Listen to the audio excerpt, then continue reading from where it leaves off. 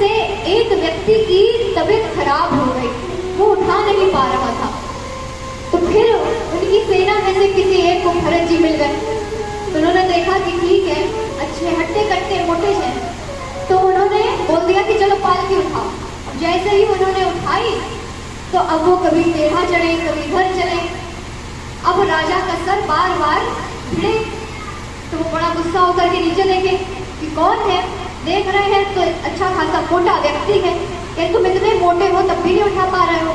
तो अब ठीक से चलेंगे, अब ठीक से चलेंगे। फिर पालकी उठाई तो देखा कि नीचे चींटियां चल रही हैं। अब भक्त है तो वो चाह रहे थे कि उनके पैरों से किसी की मृत्यु ना हो जाए, किसी जीव को हानि ना पहुंचे, तो तब वो उछल उछल के चलने लगे। अब वो उछल उछल के चल रहे हैं तो राजा का सर और हिलता चला जा रहा है। तो राजा उतर जाते हैं और फिर देखते हैं कि आखिर ये कर कौन रहा है। तो जैसे ही वो देखते हैं कि भरत जी हैं और उनके पास एक जनेऊ है, तो वो समझ जाते हैं कि वो ब्राह्मण है।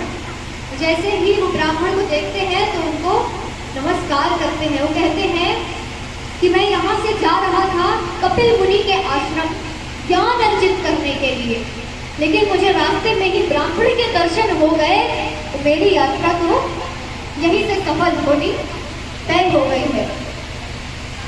तब जब उनसे भरत जी बात करते हैं तो उनकी बातें सुनकर राजा रघुगण को इस बात का पता चल जाता है कि ये ज्ञानी व्यक्ति है।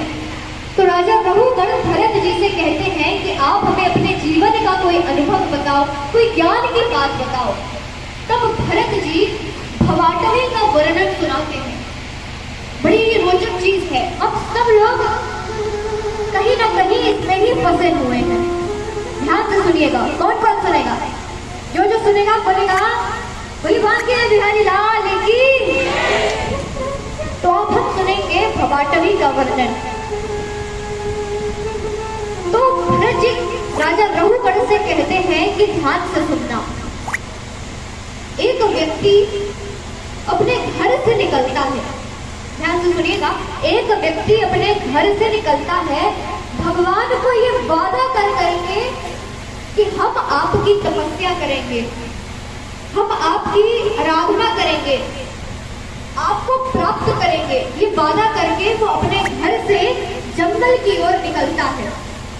और जब वो जंगल में पहुंच जाता है, वहां से गुजर रहा होता है, तो एक कुआं होता है जो घास से ढका होता है, उसको वो दिखाई नहीं देता।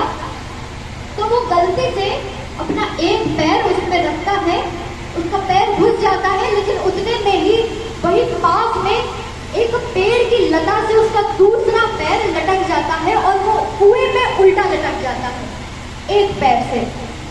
अब वो बड़ा परेशान हो जाता है, कहता है मैं तो भगवान की भक्ति करने के लिए निकला था, अचानक से ये क्या हो गया। और फिर जब वो कुएं के नीचे देखता है तो एक बड़ा सा काले फन का नाग, ऊपर की ओर देखता है तो उस वृक्ष में एक शहद का छत्ता लगा होता है, उसकी एक एक बूंद उसके मुख में आकर के गिर रही होती है। और जब वो देखता है कि उसके पैर की क्या हालत है, तो देखता है कि वो जो लता जिससे वो फंसा होता है, उसको एक काला चूहा और एक सफेद चूहा काट रहा होता है। अब क्या करें? लेकिन जो उसके मुख में शहद की बूंदें टपक रही होती हैं, वो उसका इतना आनंद ले रहा होता है कि वो भूल जाता है कि मेरा पैर फंसा है, उसको भी चूहे काट रहे हैं, नीचे अगर गिर गया तो बहुत नीचे ही बैठी है, लेकिन वो अपने में मस्त